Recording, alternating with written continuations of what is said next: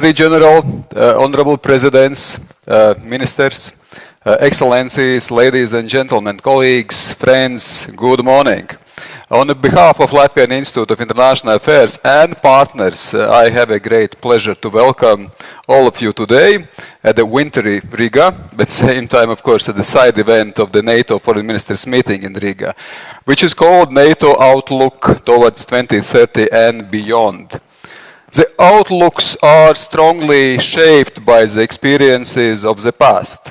15 years ago, Latvia hosted a NATO summit, which was very symbolic to demonstrate that the Euro-Atlantic community was becoming whole and free.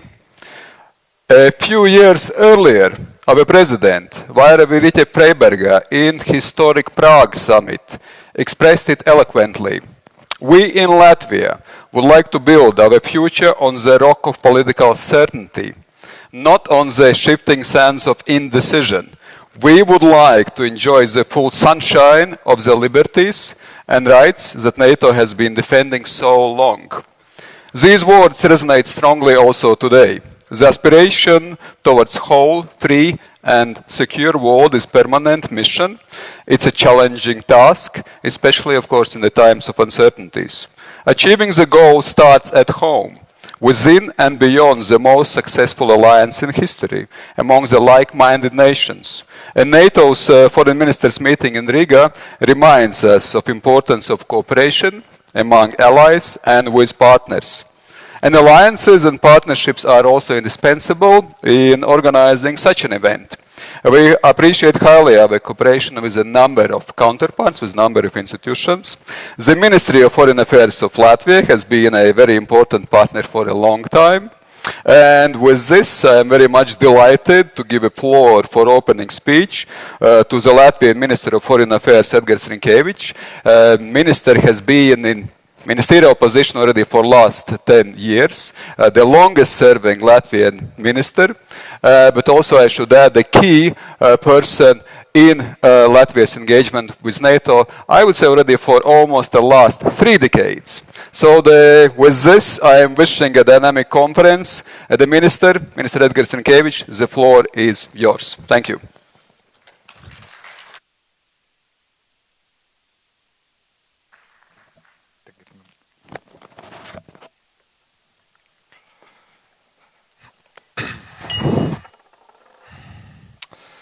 Dear Secretary General, dear Jens, dear colleagues, Excellencies, ladies and gentlemen, welcome to this event, which will serve as an important contribution to an open debate and at the same time an intellectual warm-up before the NATO Foreign Ministers meeting that will start in a few hours this afternoon.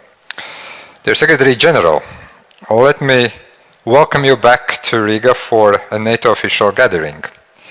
You may recall that it was exactly 15 years ago when Latvia hosted the NATO summit with you as then Prime Minister of Norway among the participants. The world has not become a better place over those years. However, let me reaffirm my conviction that NATO has grown more united and more in sync with the surrounding world. There are at least 2 aspects that highlight the importance of this public diplomacy event.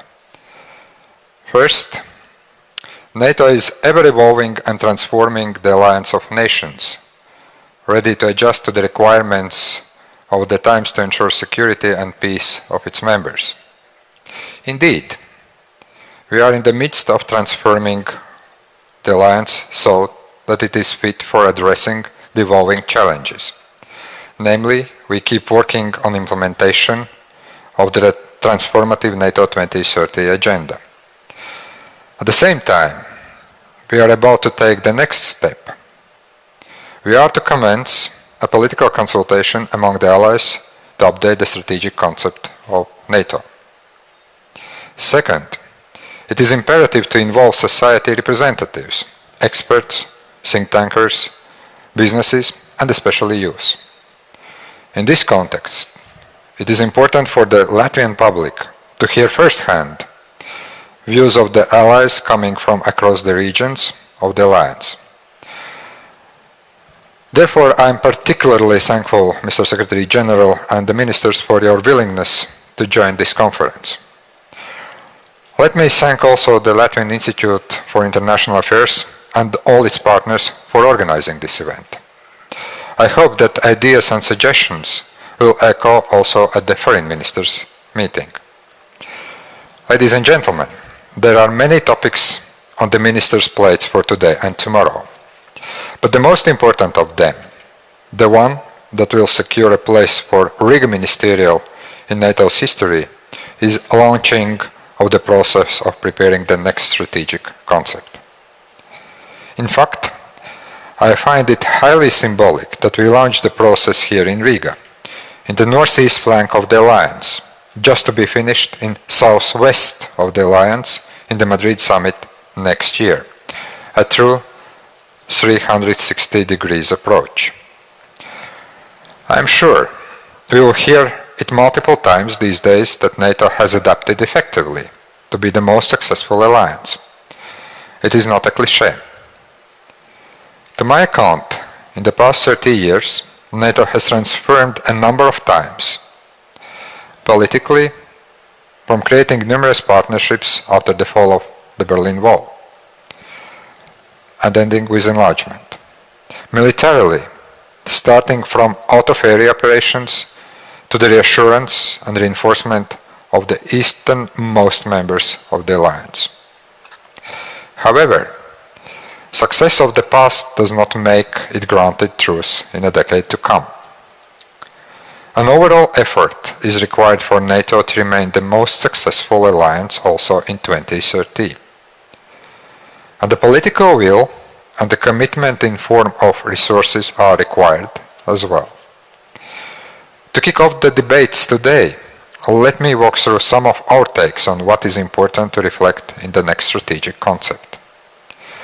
The security environment has deteriorated significantly since the last strategic concept was written. As we speak, Russia is concentrating its armed forces on the borders with Ukraine.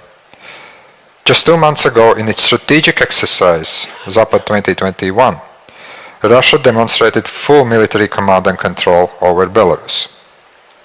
Russia has recently been avoiding dialogue with NATO. Those are just the most recent reminders of why Russia continues to pose a challenge. Terrorism remains a threat too. Large swaths of poorly governed and controlled territories eventually become breeding grounds for terrorists and thus threat to international security. Besides that, the global security environment has become much more competitive politically, with authoritarian regimes questioning the rules-based international order. That challenge extends to the technological area as well. Not only in the digital, but also the kinetic domain, terms of distance and time become more and more relative. Borders of domains and regions become more and more blurred. It is obvious that we have to address the issue of a more assertive China. Its rapid military modernization cannot be ignored in the next strategic concept. China is already here with us in Europe, in our gadgets, and in our critical infrastructure. It is already present in our neighboring regions. I cannot imagine China being left out of the picture. As with all the previous strategic concepts formulated in times when the security environment is tense and unstable, the issues of military adaptation tend to dominate the agenda. Collective defense is the ultimate purpose of NATO. The alliance has been successful and adequate in its adaptation. The enhanced forward presence of Canada-led allied troops here in Latvia is just one example out of many.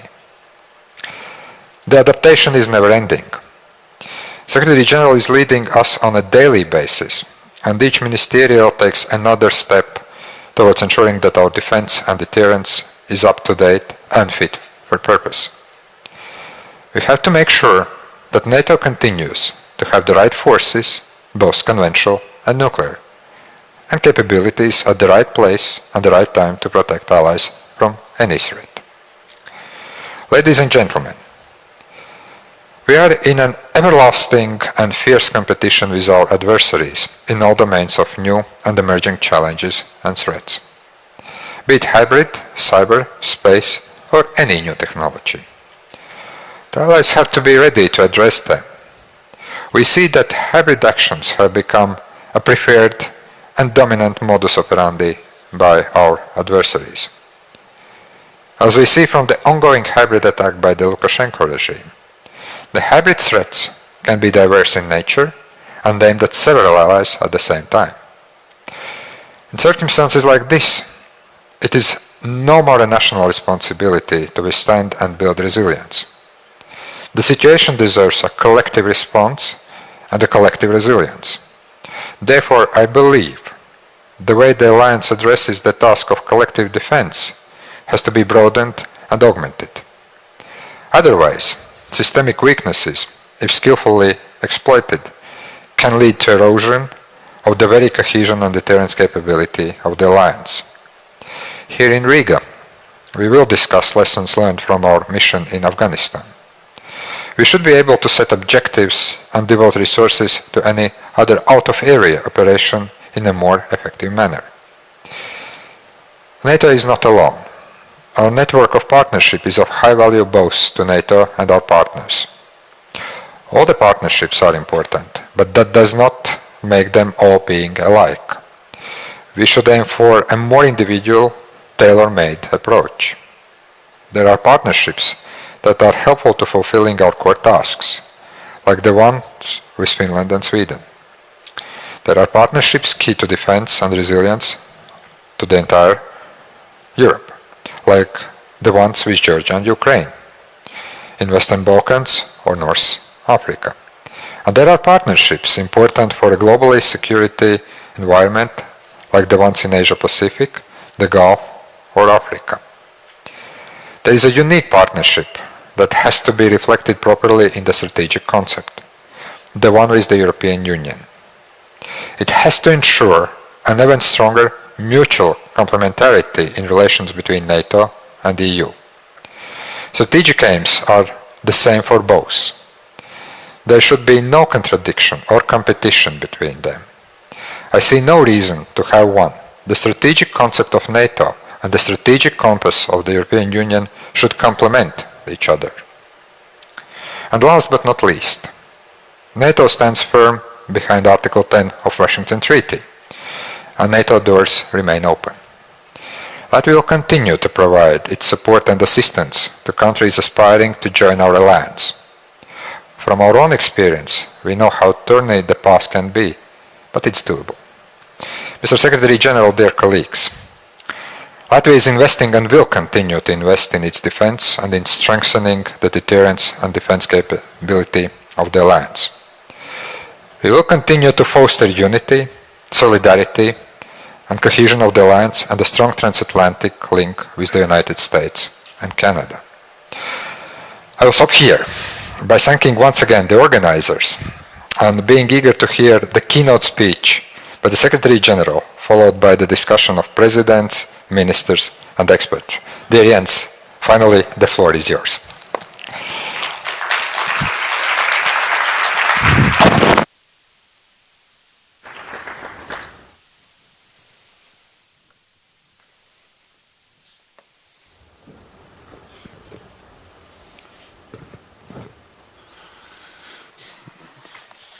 Minister Renkevich, dear Edgars, Excellencies, ladies and gentlemen, it's really great to be back in Riga, back in Latvia. For many reasons, you are a staunch ally, you contribute to NATO missions and operations in many ways, and you meet the 2% guideline, and you host the NATO battle group here in Latvia, so it's really good to be here, not least because we have some real snow. There are many nice things to say about Brussels, but they don't have the same kind of high quality snow as we find here in Latvia, so that's a good thing. And let me also thank the organizers of this event today, the Institute of International Affairs and the Ministry of Foreign Affairs for hosting us and organizing this event. I am looking forward to deliver my speech because this gives me an opportunity to share with you some ideas on how to develop the next strategic concept of NATO. Next to the Washington Treaty, the strategic concept is NATO's most important guiding document. The last one dates back to 2010. Since then, our security has changed beyond recognition. Today, we live in an age of systemic competition. Russia and China are undermining the rules-based international order. The balance of power is shifting. Democracy and freedom is under heavy pressure. The next strategic concept is an opportunity to set out how NATO will deal with this new reality. 5 elements are critical. Protecting our values, reinforcing our military power, strengthening our societies, taking a global outlook, and building NATO as the institutional link between Europe and North America. Let me go through each of these in more detail. First, we must protect the values that underpin our alliance. NATO was created to defend democracy, freedom, and the rule of law. These values define who we are. They are not optional, and they must continue to guide us in a more complex world. These values are under pressure, both from outside our alliance and from within our own nations. Authoritarian regimes are pushing back on the international rules-based order. They promote alternative models of governance. They use propaganda and disinformation to undermine our societies, and malicious cyber tools to interfere in our elections. At the same time, there are extremists and political groups within our own countries that do not respect our democratic values. We saw a stark example of this on the 6th of January when the US Congress was attacked with the aim to impede a peaceful transition of power. Worldwide, democracy is in decline, and there is less trust in democratic institutions. So more than ever, we need to demonstrate the strength of our democratic model and protect our values abroad and at home.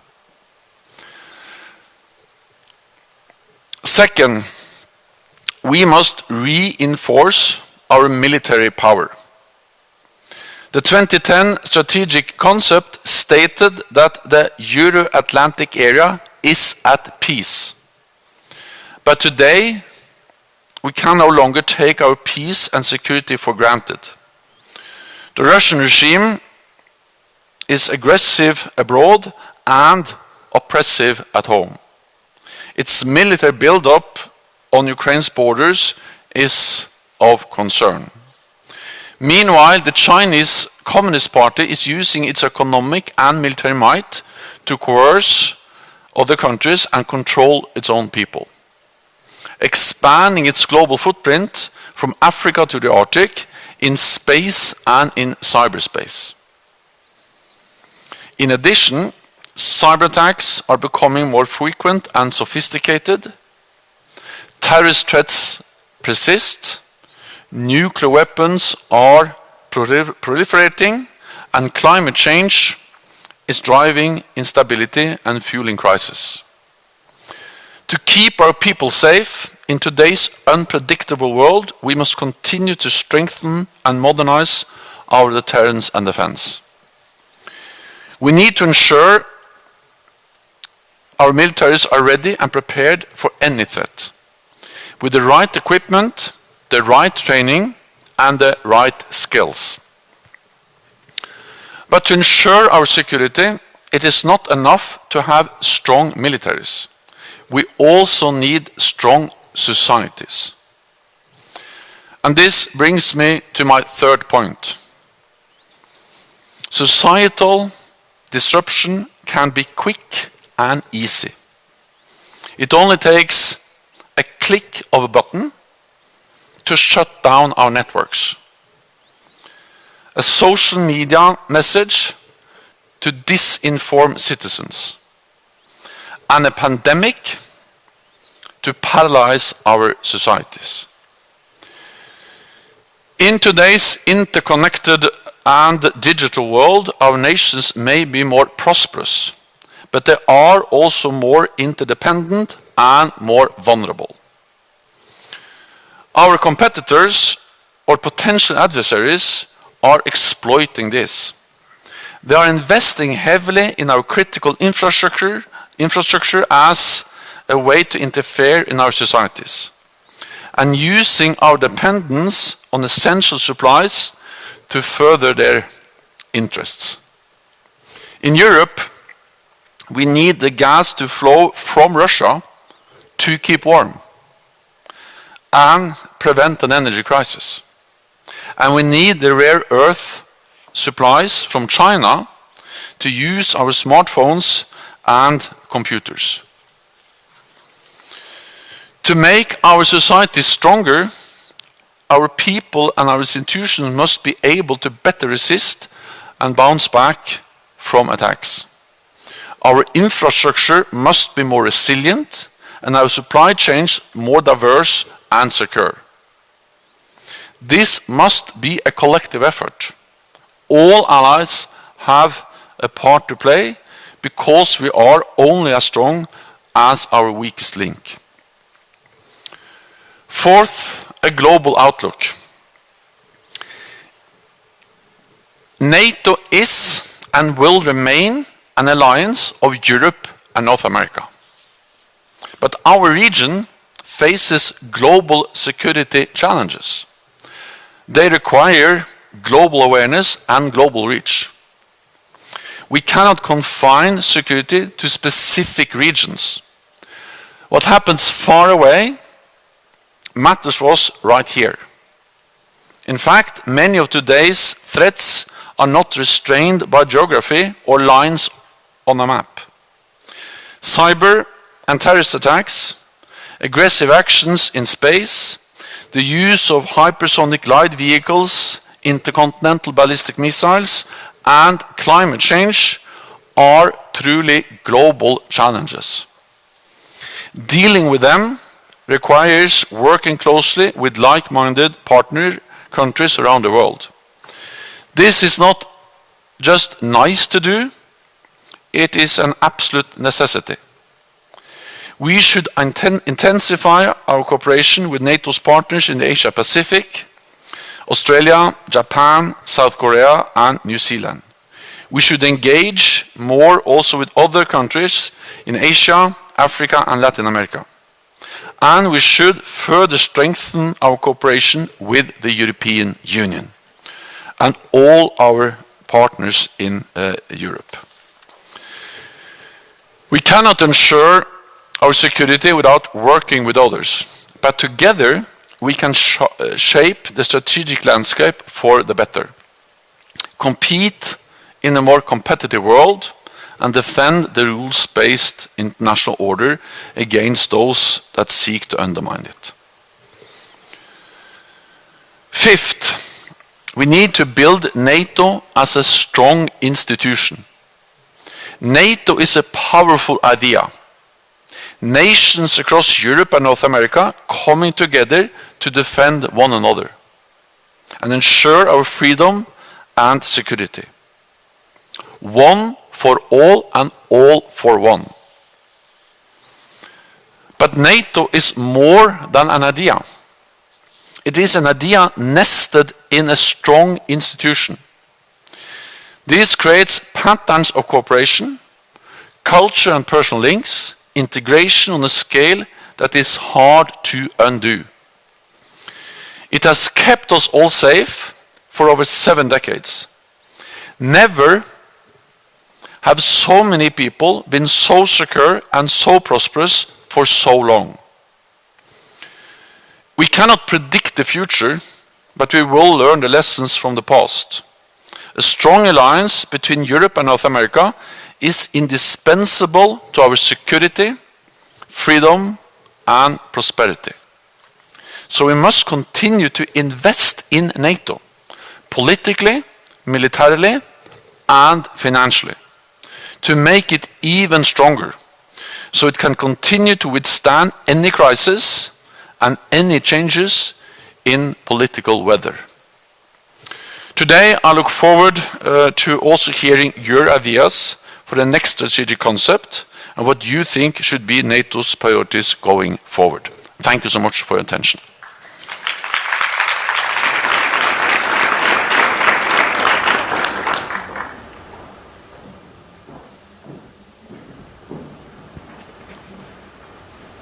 Secretary General, ladies and gentlemen, I'm Margarita Šešelgytė from the Institute of International Relations and Political Science, Vilnius University, and I will be moderating this short session.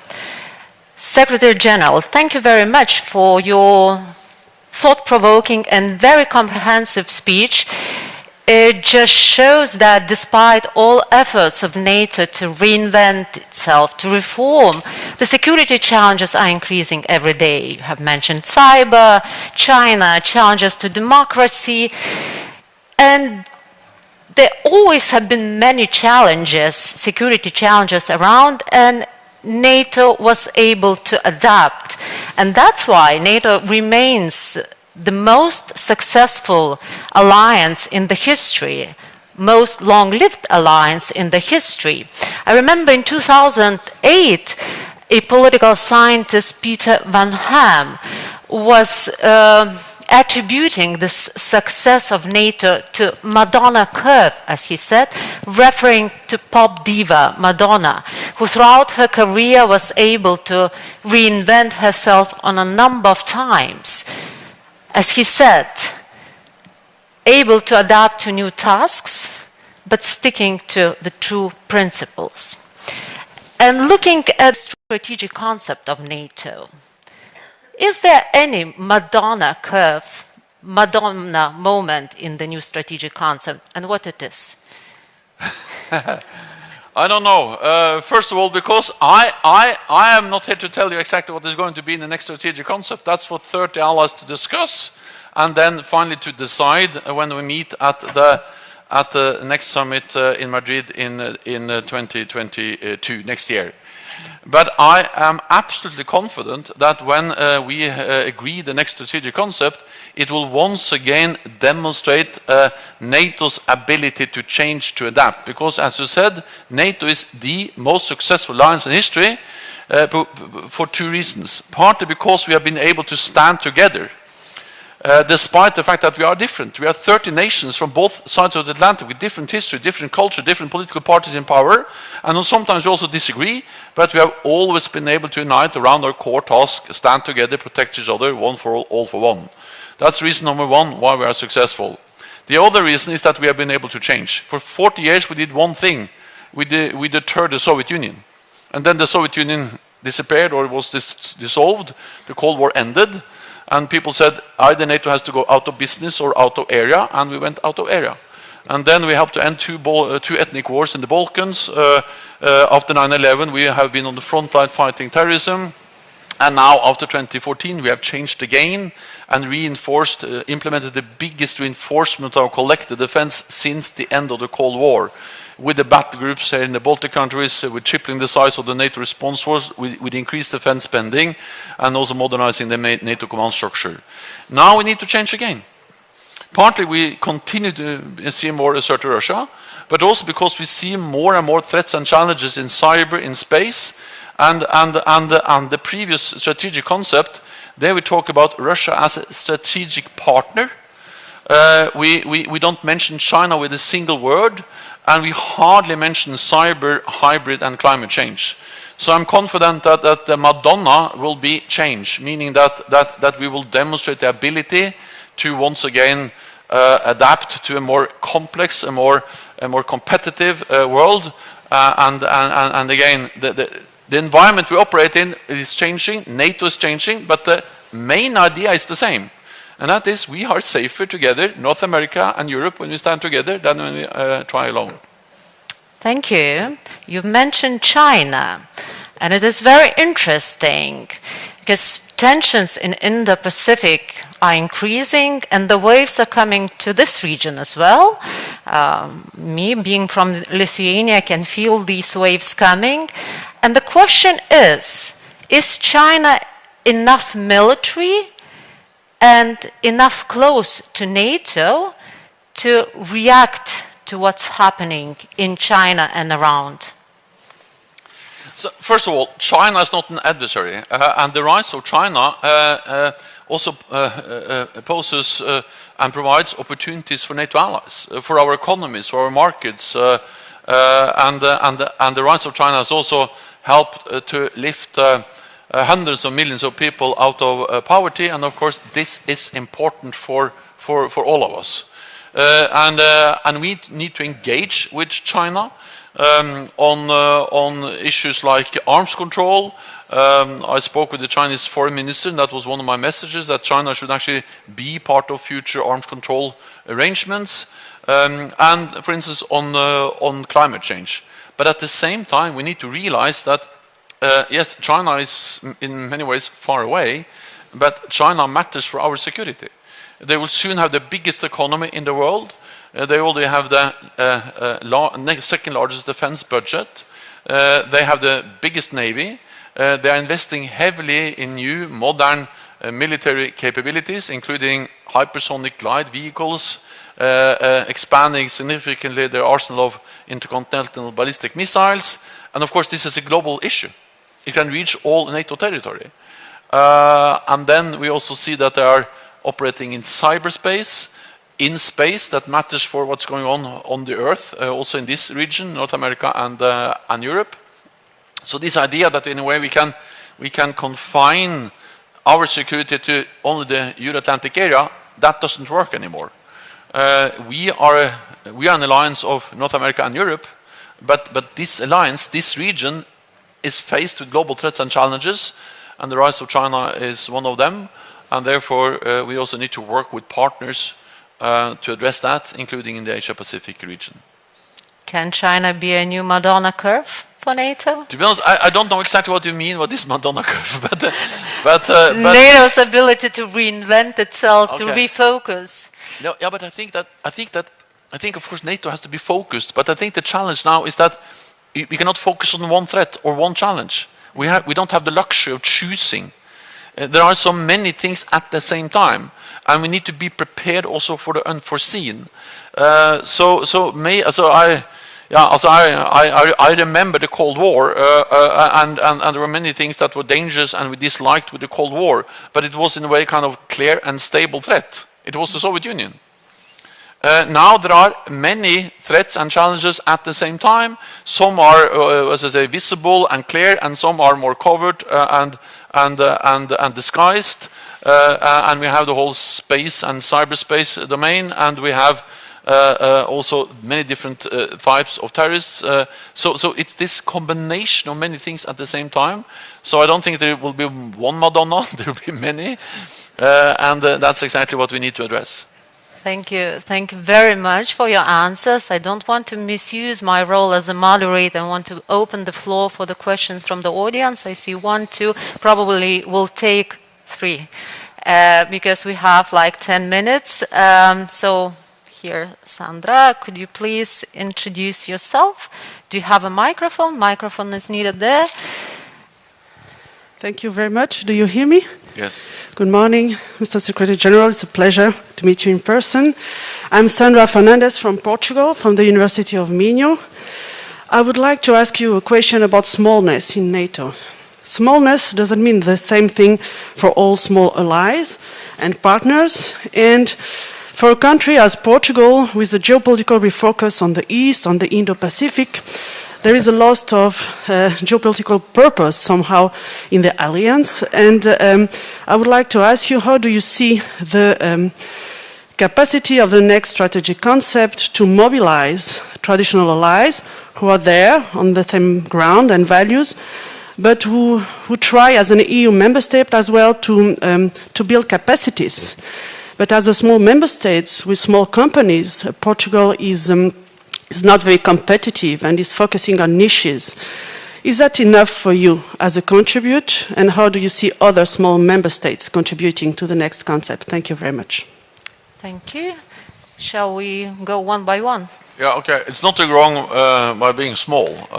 There are many nice small countries in NATO, including my own. And the beauty of NATO is that we actually bring together 30 allies, some small, medium-sized, others big. And we sit around the same table and we make decisions together. And I value very much the contributions also from the smaller and medium-sized allies. And more than that, I also know that, for instance, the biggest ally, the United States, they value the fact that they in NATO have 29 friends and allies.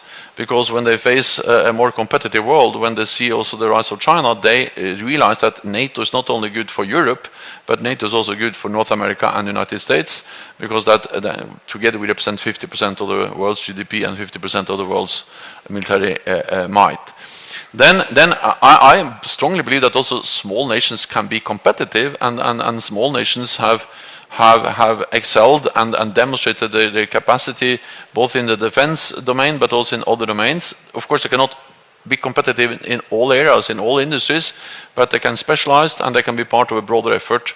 And one of the things we actually try to do with, for instance, the increased focus on technology, we have established something called Diana, an accelerator for innovation, and a new innovation fund. It's also to help and stimulate smaller allies to be part of this huge technological development which is taking place. I have to be brief because I understand there are more questions. 2 questions at least. We have somewhere there. Yeah. Hi there. It's a pleasure to be here. My name is Garnet Jenis. I'm a member of Parliament from Canada. 2 quick questions. Number one, if NATO is to be a community of values, is it necessary to have a mechanism for expelling members who fall below a certain democratic threshold? And secondly, you spoke about responding to global threats and yet still being a Euro-Atlantic alliance. Is there an argument for NATO simply stepping beyond its Euro-Atlantic identity to become a truly global alliance, admitting members in the Indo-Pacific and changing its orientation in that respect? Thank you. I think it's important to distinguish between becoming a global alliance and having a global approach. NATO will remain an alliance of North America and Europe, and I will not recommend any change in that, and I don't expect allies will agree to anything else than we will remain as it's stated in the Washington Treaty that NATO is an alliance for Europe and Canada and the United States. And I don't expect any change in that. So NATO will remain an alliance for European nations and for Canada and the United States. But this big region, the North Atlantic region, is faced with big global challenges. And that's not actually nothing new. International terrorism, after 9/11, brought NATO to the border of China in Afghanistan. And we have been there for 20 years. Cyber attacks are global. So when we say that also the rise of China is a global challenge, it's not fundamentally anything new for NATO. So it is this, we will not become a global alliance, meaning having members from all over the world, from Asia or Asia Pacific or Africa, and then extend in a way the reach of Article 5. But yes, we will be an alliance that has to address global challenges and have a global approach, meaning also working with allies far away. New Zealand, Australia, Japan, South Korea, and many other. Colombia is a part of NATO in Latin America. So, no, we will not become a global alliance, but we will remain an alliance of North America and Europe with a global approach, working with global partners all over the world, if that makes any sense for you. Then, NATO doesn't have any mechanism to expel members. and I will not recommend that to be introduced in our founding treaty, in the Washington Treaty. Second, even if I recommend it, it will never happen because we need consensus to do that. And I don't think that will promote our values. I think it's better to use NATO as a platform also to have honest and frank discussions when we are concerned about whether all allies meet the democratic standards. It's better to then sit there, address those issues in a open way, and raise our concerns. I have raised my concerns when I travel around to some allied countries about to what extent they live up to our democratic values of the rule of law, individual liberty. If these countries were expelled, then that platform would not longer exist. So I think it's better to keep NATO with all the members and then to raise our concerns and our issues on democratic standards within the alliance. Thank you. Madam President. Thank you and hello. First, I want to congratulate you on steering NATO and us all through an unpredictable period with a concept which prepared for a much more predictable world. And my question comes from that. Next concept, we have to take into account that there is even less visibility and that the risks we face are far closer linked to civil society, breaking our societies by misinformation, also economical attempts to take over our capabilities to decide, politically biased capital, all this. Where should NATO draw a line in taking these developments into account, but also saying we will deal with the basic job of NATO? These elements are for some other bodies to look at. Thank you.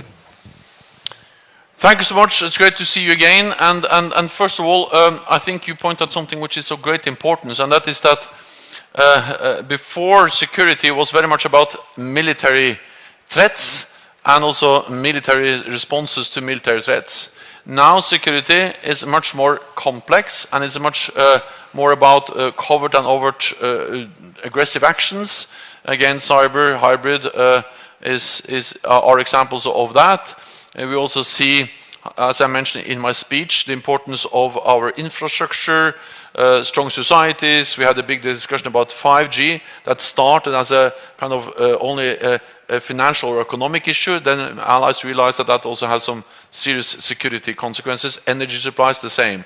So there's a much more blurred line between civilian and military threats and challenges, and also then civilian and military responses. And therefore NATO does not have all the tools in the toolkit to address all these different challenges, and especially those who are a bit mixed. There are many reasons, there are many things that means for NATO. Partly it means that we need also to address, for instance, resilience, strong societies, and we are stepping up. And this is, of course, a national responsibility to make sure that you have reliable infrastructure, that your societies are strong, but it's also collective responsibility, and it's enshrined in the Article 3 of the NATO Treaty. So building resilience, developing guidelines, setting standards, using NATO as a platform is part of the response to that. Another element of that response is to work with the European Union. Because the European Union has many of those tools. And then when you work together, of course, we are much stronger. We have much more tools in our toolkit together.